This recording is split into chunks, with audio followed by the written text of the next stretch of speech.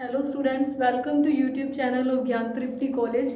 पिछले कुछ लेक्चर से हमने गैसों का गत्यात्मक सिद्धांत काइनेटिक थ्योरी करा।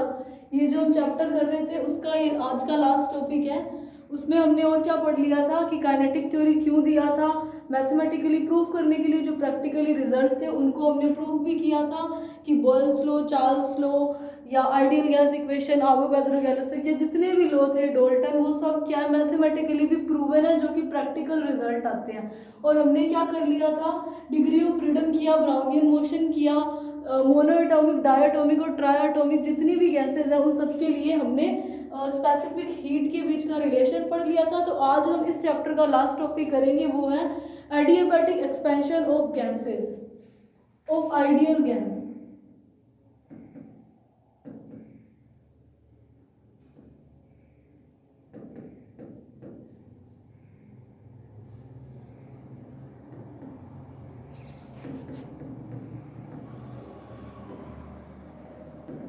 एडियाबैटिक एक्सपेंशन का मतलब होता है रुद्रोष्म प्रसार।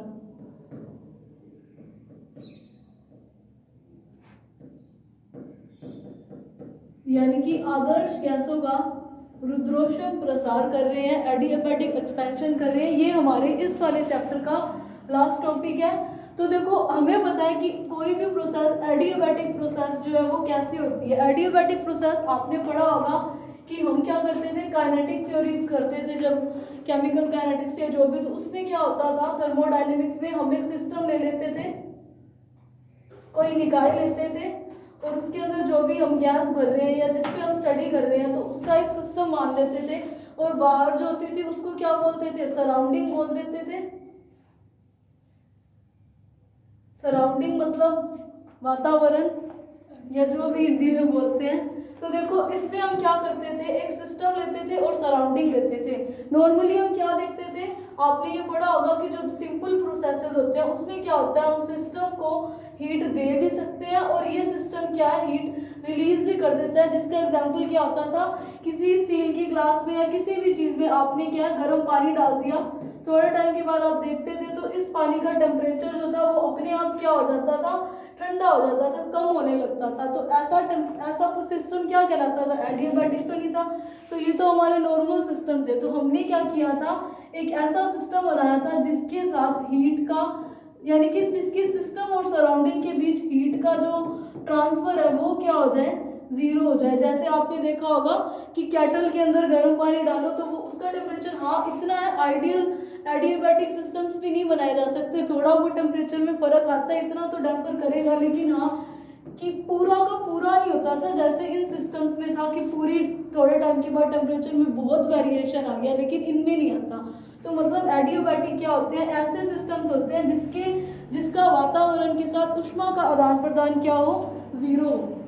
तो ऐसे सिस्टम को क्या बोलते हैं, रुद्रोष्म निकाय या एडियाबैटिक निकाय। तो इससे हमें इतना पता चल गया कि ट्रांसफर ऑफ हीट क्या है, जीरो, जिसको मैं डी क्यू मान लेती हूँ। ठीक है, कल हमने एक इक्वेशन यूज की थी,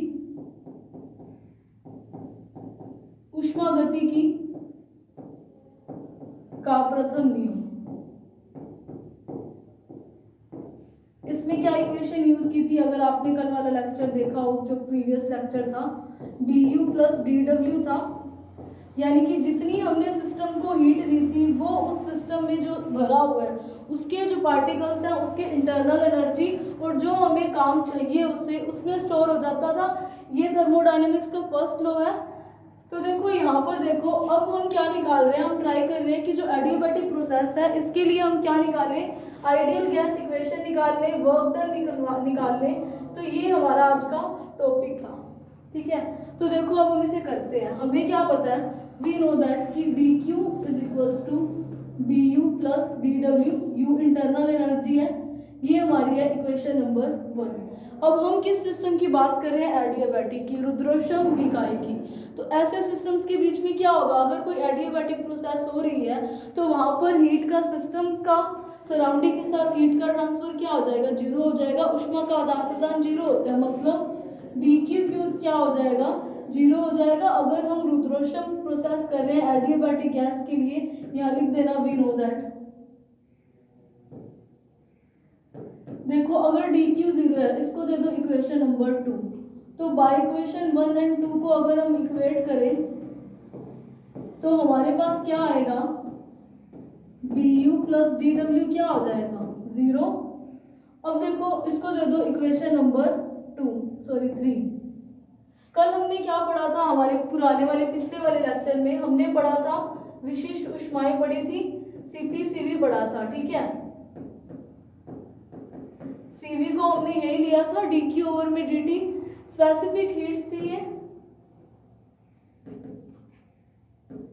विशिष्ट ऊष्मा होती क्या है, किसी भी गैस का, 1 मोल गैस का 1 डिग्री सेल्सियस या फिर 1 केल्विन टेम्परेचर बढ़ाने के लिए जितनी हीट दी जाती है, टेम्परेचर को 1 डिग्री सेल्सियस से या केल्विन में ले रहे हैं तो उसमें चेंज करने के लिए जितनी हीट रिक्वायर की जाती है, मतलब जितनी हीट हम किसी सिस्टम को या किसी गैस को देते हैं तो वो उसकी क्या कहलाती है, स्पेसिफिक हीट।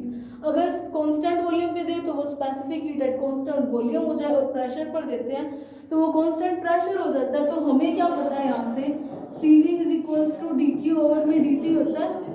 तो यानी कि हमें dq की जगह हमने कल क्या लिया था, du कर लिया था, क्योंकि हमने क्या कहा था जितनी हीट देंगे वो उसकी इंटरनल एनर्जी की फॉर्म में स्टोर हो जाती है। तो यहाँ पर भी du लिख सकती हूँ। तो देखो यहाँ से du की वैल्यू हमारे पास क्या आई, Cv dt। ये du कैसे है, वो कल वाले लेक्चर में था कि जितनी हम गैस की काइनेटिक एनर्जी थी, टोटल एनर्जी, तो वो अगर टेम्परेचर देते हैं तो काइनेटिक एनर्जी बढ़ रही थी, तो वो काइनेटिक एनर्जी बढ़ना मतलब चेंज इन इंटरनल एनर्जी हो रहा है, इसलिए मैंने यहाँ इंटरनल एनर्जी ले लिया। तो देखो ये इक्वेशन नंबर होगी 4। तो देखो अगर मैं इसकी वैल्यू पुट करूँ इक्वेशन 4 की 3 में, तो Cv dt plus dw equals to 0 ये बनेगा। तो ये हमारी क्या हो गई, इक्वेशन नंबर 5, ठीक है।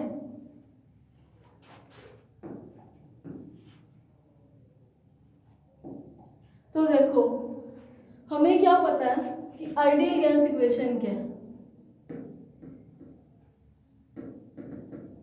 अगर मैं आइडियल गैस इक्वेशन देखूं तो वो हमारे पास क्या होती है, PV is equals to nRT होती है, यही होती है। मैंने मान लिया कि 1 मोल गैस ले रही हूँ तो PV इक्वल्स टू RT हो जाएगा। इसका मतलब क्या है, हमें किसकी वैल्यू चाहिए, dt की चाहिए। और हमें क्या पता है कि dw क्या होता है, pdv होता है, ये आपने पढ़ा हुआ है। तो एक तो ये चीज़ हमें पता है, dw की वैल्यू पता है, pdv यानी कि p और v की फॉर्म में पता है। तो अगर हम dt की भी उसी फॉर्म में ले आए तो थोड़ा सा सिंपल हो जाएगा इसे सॉल्व करना। तो देखो यहाँ से क्या हो जाएगा, हम क्या कर देते हैं, इसका डिफरेंशिएट कर देते हैं, इस इक्वेशन का अवकलन करते हैं। तो देखो पहले b का करेंगे तो dp इंटू वी मैंने आगे लिख दिया, एक्स साइड लिखो कोई फर्क नहीं पड़ेगा, प्लस pdv हो जाएगा इधर इक्वल्स टू r कांस्टेंट है इंटू dt। अगर कांस्टेंट है तो उसका अवकलन क्या आ जाएगा, 0 आ जाएगा। तो मैंने सिर्फ और सिर्फ इस इक्वेशन का डिफरेंशिएशन किया है तो वो हमारे पास ये आ गया। हमें किसकी वैल्यू चाहिए, इक्वेशन 5 में dt की चाहिए। dw हमें पता है pdv होता है, तो dt की वैल्यू निकालते हैं। तो dt देखो क्या आ जाएगा यहाँ से, pdv प्लस vdp ओवर में r, यही हो जाएगा। इसको दे दो इक्वेशन नंबर 6। तो बाय यूजिंग इक्वेशन 6 इंटू 5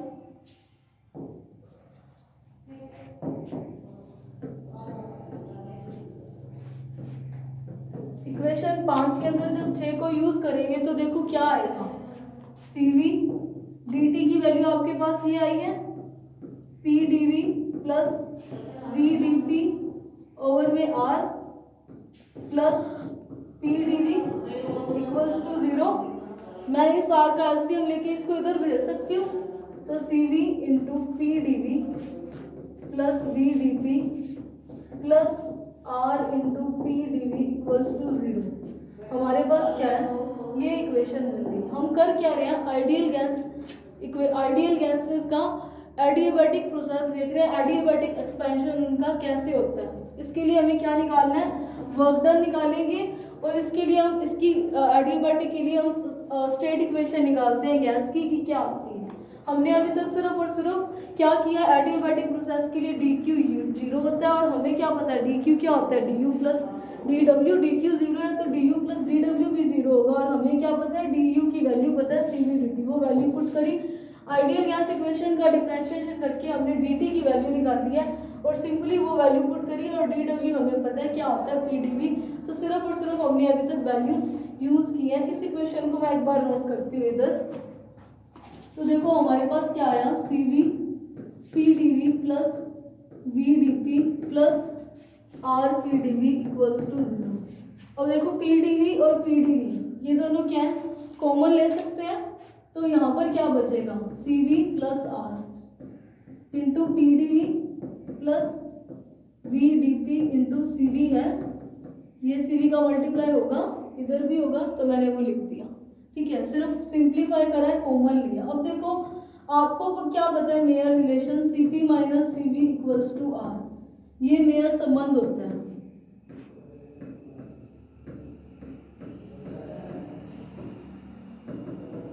ठीक है, तो यहाँ से cp की वैल्यू क्या निकल सकती है, cv प्लस r।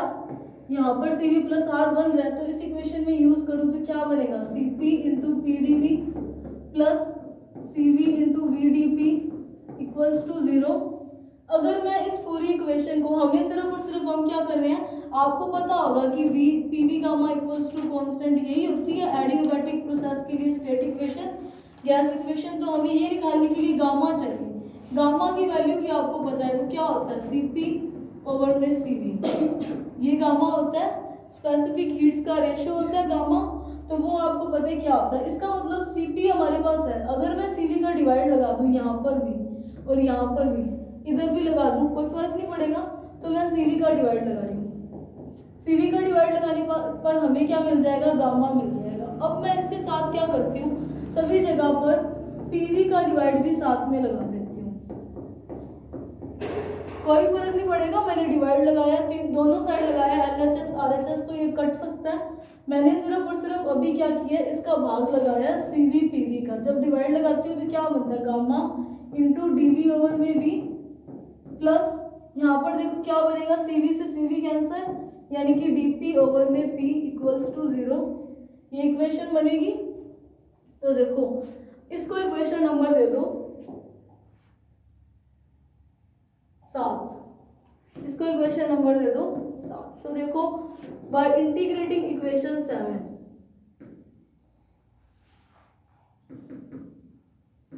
इक्वेशन 7 का समाकलन करने पर आपको क्या मिलेगा, गामा रहेगा log में चला जाएगा, log v, dv ओवर में v है तो log v plus log p। यहाँ पर एक इंटीग्रेशन कांस्टेंट भी आएगा, उसको मैंने इधर भेज के कांस्टेंट लिख दिया कि कुछ कांस्टेंट वैल्यू आएगी। ठीक है, तो देखो अगर आपको पता होगा कि a इंटू log b की वैल्यू क्या हो सकती है, log b की पावर a यही होती है। तो मैं इधर यूज करूँ तो यहाँ क्या बन जाएगा, log v gamma plus log p equals to constant. Constant को मैं c लिख रही हूँ, या चलो मैंने ये लिख दिया कांस्टेंट। ठीक है, log n प्लस n क्या होता है, log mn। तो यहाँ से क्या आया, log p v gamma equals to constant. Constant का अगर मैं एक्सपोनेंशियल ले लूँ तो उसमें तो अभी कांस्टेंट टर्म ही आनी है। तो यहाँ पर क्या बन सकता है, p we gamma equals to constant, या नॉर्मली इसको बोल देते हैं p we gamma equals to k. तो ये हमारे पास एक स्टेट इक्वेशन निकली। हमने क्या किया है, स्टेट इक्वेशन निकाली है। अब ये तो p और v की टर्म में है। अब हम क्या करते हैं, इसको v और t की टर्म में निकाल देते हैं, t और p की टर्म में निकालते हैं। तो देखो ये इक्वेशन आपको पता थी, वही सिंपल जो है ये आपको वैसे भी पता होगी, तो मैंने उसको डिराइव किया है। तो देखो हमारे पास इक्वेशन क्या निकल आई, P we gamma equals to constant. अब देखो we know that ideal gas equation P we equals to are T for 1 mole of gas. तो यहाँ से मैं अगर P की वैल्यू निकालूं तो वो क्या आएगा, आर टी ओवर में V। इसमें मैं पुट करूं तो देखो क्या आएगा, आर टी ओवर में V into v gamma equals to constant. R क्या होता है, गैस, यूनिवर्सल गैस कॉन्स्टेंट, ये भी कॉन्स्टेंट है। अगर मैं इसको इस कॉन्स्टेंट की डिवाइड में लगाऊं तो भी कॉन्स्टेंट ही आनी है टर्म।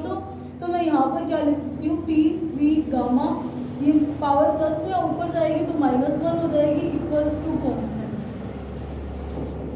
आप अगर इसको के ले रही हो, स्टार्टिंग में आपने कांस्टेंट की जगह के लिया है तो यहाँ के डैश के डबल डैश वैसे कर देना, वो आपकी मर्जी है। तो ये भी एक स्टेट इक्वेशन निकल आई। टी और वी की टर्म में भी हमारे पास है, टी और वी की टर्म में भी निकल आए। अब हम क्या करते हैं, टी और पी की टर्म में निकाल लेते हैं। तो देखो अभी भी हमें क्या पता है कि p we equals to are t है, हमें किसकी टर्म में निकालना है, पी की टर्म में निकालना है। इसका मतलब है अगर इस v की वैल्यू लिख दूं तो p की टर्म में निकल सकता है। तो यहाँ से देखो v क्या हो जाएगा, आर टी ओवर में p। इस इक्वेशन में मैं पुट करूँ ये वाली वैल्यू तो t into r t, r t over में p, v की क्या पावर है gamma minus one equals to constant. तो देखो यहाँ से क्या हुआ, t की गामा माइनस वन और प्लस वन, तो यहाँ पे क्या बन जाएगा, t की गामा बन जाएगा, पावर्स जो है वो जुड़ती हैं गुना में हो, इंटू आर, p की क्या हो गई, ये टर्म नेगेटिव में आ जाएगी, इक्वल्स टू फिर से कांस्टेंट ही है। वैसे ही मैं इस वाले कांस्टेंट में r का इधर डिवाइड लगा दूं तब भी एक कांस्टेंट रहना है।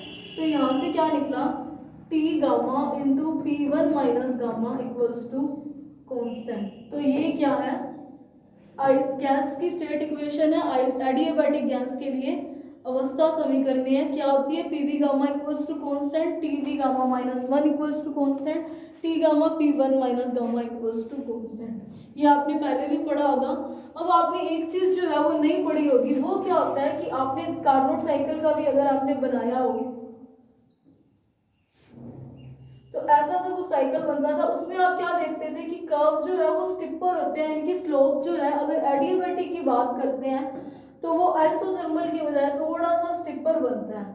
अगर ये आइसोथर्मल है तो उसकी प्रवणता जो है वो थोड़ी सी यूं जाती थी एडियाबैटिक की। इसका रीजन क्या है, अगर आप इस इक्वेशन को सॉल्व करो, यहाँ से स्लोप निकालो यानी कि dp ओवर में dv निकालो, तो वो क्या आती है, माइनस गामा p ओवर में v, और आइसोथर्मल की सिर्फ p ओवर में v आती है, नेगेटिव में गामा टर्म नहीं आती। ये आप करके देख लेना, इतना इम्पोर्टेंट नहीं है, फिर भी मैं आपको बता रही हूँ कि यहाँ पर गामा का मल्टीप्लाई होने के कारण जो है ये क्या आइसोथर्मल का है और ये किसका, एडियाबैटिक का। ठीक है, स्टिपर होने का रीजन ये है कि इसकी स्लोप में गामा मल्टीप्लाई होकर आता है और आइसोथर्मल में नहीं आता है। आइसोथर्मल के लिए आप pv equals to are t से कर लेना और इसके लिए आप पीवी गामा इक्वल्स टू करोगे। गामा वैसे भी ज्यादा है तो ये पीवी इक्वल्स टू कांस्टेंट से कर लेना, चाहे आपकी मर्जी है।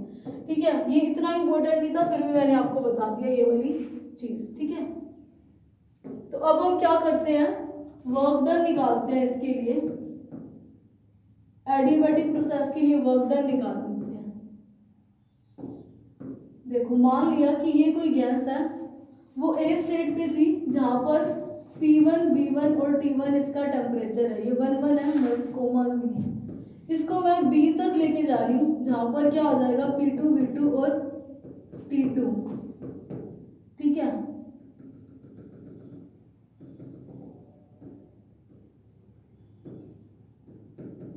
मैं ये कोई वॉल्यूम एलिमेंट ले लेती हूँ dv, इसका निकाल लूँ और इंटीग्रेशन कर दूँ तो पूरे का निकल आएगा। अगर ऑलमोस्ट सेम सी स्लोप में मैं लूँ तो ये क्या हो जाएगा, v1 ये v2, similarly p1 p2, p और v के बीच में हम क्या कर रहे हैं, किसी भी गैस का एडियाबैटिक एक्सपेंशन करा रहे हैं। a से b तक लेके जाने में हमें कितना काम करना पड़ेगा ये निकालते हैं। हमें क्या पता है वर्क डन क्या होता है, pdv का इंटीग्रेशन कर दूँ, मैं छोटे से बड़े की ओर लेके जा रही हूँ, v1 से v2 तक लेके जा रहे हैं, dv का निकालो तो उससे पूरे का निकल आएगा अगर मैं इंटीग्रेशन करूं। इतना मेरे हिसाब से आपको पता होगा। ठीक है, तो देखो w क्या आ जाएगा, v2 v1 dv। आपको क्या पता है एडियाबैटिक के लिए स्टेट इक्वेशन क्या आती है, pv gamma equals to constant, जिसे मैं k लिख देती हूँ एक बार ताकि वैल्यू पुट कर सकूं। तो यहाँ से p की वैल्यू क्या आ जाएगी, k ओवर में v गामा पुट कर देते हैं। तो देखो W क्या आया, K कांस्टेंट है, बाहर आ जाएगा dV ओवर में V गामा, V2 से V1 तक इंटीग्रेशन करते हैं। आपको समाकलन पता होगा, तो देखो इसका समाकलन यही आएगा,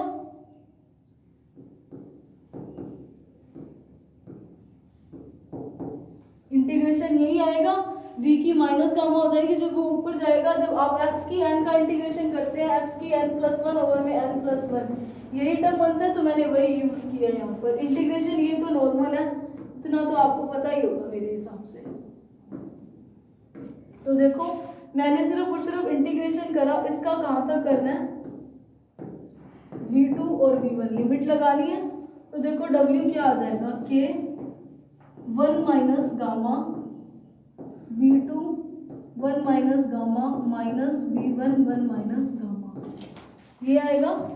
मैं क्या करूंगी, नेगेटिव इसको गामा -1, इस वाली इक्वेशन को मैं ये लिख सकती हूँ,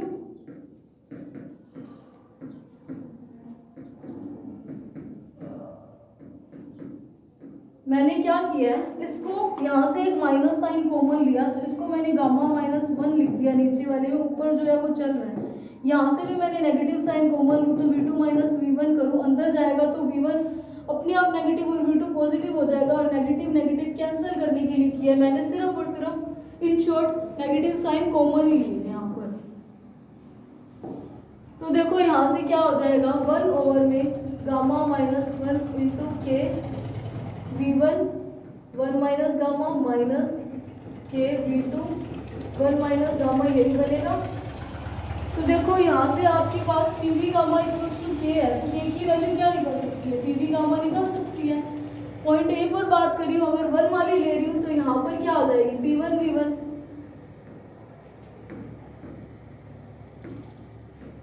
गामा -1, यहाँ पर देखो p1 v1 गामा, ये गामा है एक्स नहीं है, v1 1 minus gamma minus p2 v2 v2 1 minus gamma.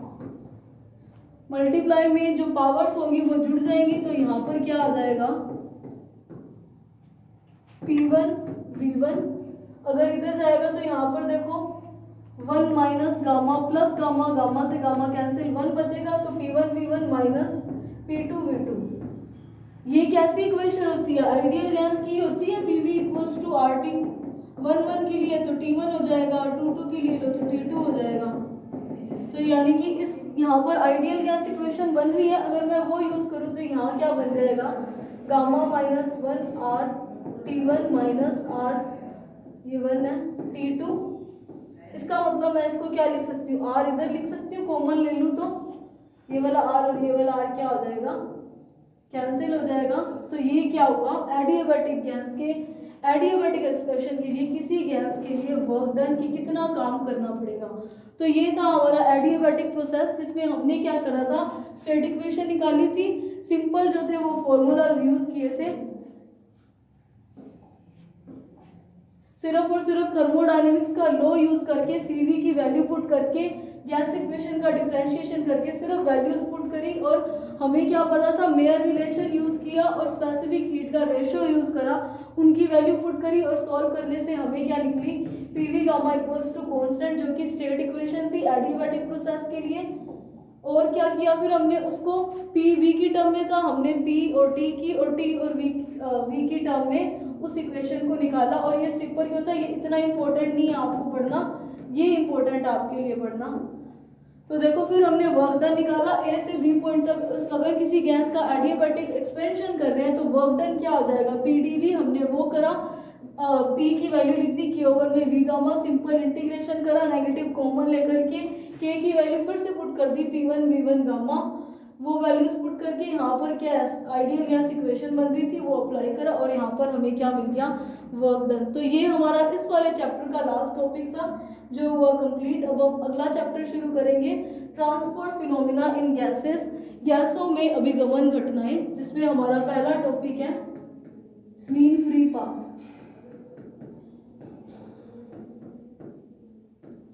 माध्य मुक्त पथ, माध्य मुक्त पथ, मीन फ्री पाथ। देखो इसको लैम्डा से शो करेंगे हम। मीन फ्री पाथ क्या है, आपको देखो काइनेटिक थ्योरी ऑफ गैसेस में क्या कहा गया था कि जो गैस है वो छोटे छोटे अणुओं से मिलकर बनी है, हर अणु समान है। हाँ, हर एक गैस का हर अणु समान है, किसी दूसरी गैस से अलग हो सकता है, किसी एक गैस का अणु दूसरी गैस के अणु से, उनकी चाल जो है एक गैस के अणुओं की अलग अलग हो सकती है, यही था। और हमने ब्राउनियन मोशन पढ़ा था, उसमें भी यही था कि ब्राउनियन मोशन में क्या था, कोई भी पार्टिकल जो था वो रैंडम और लगातार अनियमित गति कर रहा है, वो ब्राउनियन मोशन था। दोनों में गति कैसे कर रहा था, सीधी रेखा में गति कर रहा है, जरूरी नहीं है वो बिल्कुल सीधा ही एक टाइप में जाए, जिगजैग हो सकता है या कुछ भी, मतलब जिगजैग मोशन बट सरल रेखीय हो, लीनियर हो, तो वो हमारा क्या था, ब्राउनियन पार्टिकल की मोशन थी। यानी कि दोनों से ये पता चला कि जब भी कोई अणु आपस में मोशन तो तभी करेंगे जब वो टकरा रहे हैं, वैसे भी मोशन में पर मोशन करते हुए टकराएंगे भी, जिससे उसे एक पुश मिलेगा और वो फर्दर मोशन करता जाएगा। तो देखो मोशन कर रहा है, वो गति कर रहा है, अणु तो सीधी रेखा में गति कर रहा है। तो देखो मान लिया कि कोई एक अणु था, वो यहाँ पर कोई दूसरा अणु पड़ा, उससे टकराया और किसी अलग डायरेक्शन में मोशन कर दिया था, फिर ये यहाँ पर किसी और से टकरा गया, फिर इधर आ गया, फिर यूं चला गया। यानी कि यहाँ पर क्या वो बार बार टकराता जा रहा है, लेकिन हर बार मोशन क्या वो सीधी रेखा में करते हैं। तो इनके बीच में क्या, एक टाइप से मैं ये बोल सकती हूँ कि कोई दो एक अणु यहाँ से यूं आ रहा है, यहाँ पर ये कोई एक अणु पड़ा है या आ रहा था, यहाँ से वो टकराता है, तो जैसे ही टकराता है तो डायरेक्शन क्या हो जाएगी, चेंज हो जाएगी दोनों की। तो यानी कि इनके बीच में बोल सकती हूँ कि एक रिपल्शन काम कर रहा है, एक प्रतिकर्षण बल काम कर रहा है, तभी ये एक दूसरे से अलग हो गए। हाँ, जबकि इसमें ये बोला गया था कि काइनेटिक थ्योरी में कि इनके बीच में अट्रैक्शन और रिपल्शन जो है वो नेग्लिजिबल है, लेकिन मैं टक्कर को परिभाषित करने के लिए सिर्फ ये वर्ड यूज कर रही हूँ। तो यानी कि एक ऐसी रेंज जिसमें दोनों मॉलिक्यूल के आपस में रिपल करें और उनकी डायरेक्शन बदल जाए, तो इस प्रोसेस को क्या बोलेंगे, टक्कर बोलेंगे, कोलिजन बोलेंगे।